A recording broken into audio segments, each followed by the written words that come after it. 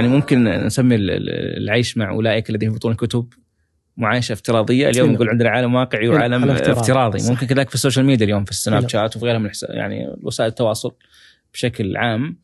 بعض الناس يتابع البطالين صح، وبعض الناس يتابع ناس أصحاب محتوى صح. مميز محتوى نافع مثل هذا. بعض الناس أصلا يعني واحدة من الأشياء التي خرقت عنده جدار الصبر هو متابعته لمن يعيش النعيم المزيف.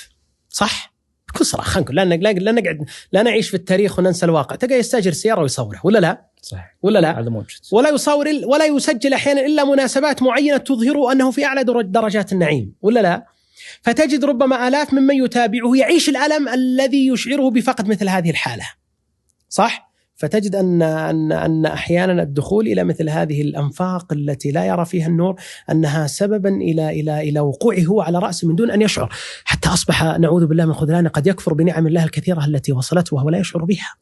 صحته وعافيته وماله وأمن وأمان وطمأنينة واستقرار عيش من فضل الله وخيرات عميمة جدا أصبحت تتقزم في عينه مقابل أن يرى هذه النعمة التي يعيشها الآخرون أحيانا. وإن كانت هذه أحيانا الصور التي جاءت عرضا قد تكون واقع في حياة الإنسان، وهذا فضل الله يؤتيه من يشاء، وقد تكون مزيفة للتزين بما ليس عند الإنسان، وهذا كلابس ثوبي الزور.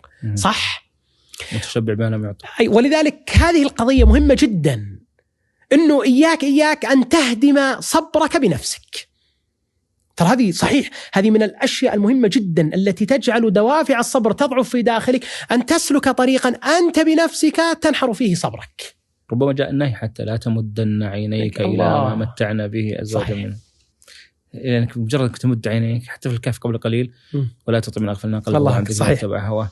يعني مجرد الإنسان لا يغض بصره عن مثل هذا ربما أشعره أنه يعني ما عنده شيء، فاقد هذه النعمة العظيمة، ويشعر أن ما عند الناس هو أضعاف ما عنده، مع أنه هو عنده من آلاء الله ونعمه ما لو عدها الله عليه لطأطأ رأسه ساجدا إلى أن يرث الله الأرض ومن عليها حياء من ربه. أنا بعطيك دافع يا شيخ، ودي أنك أن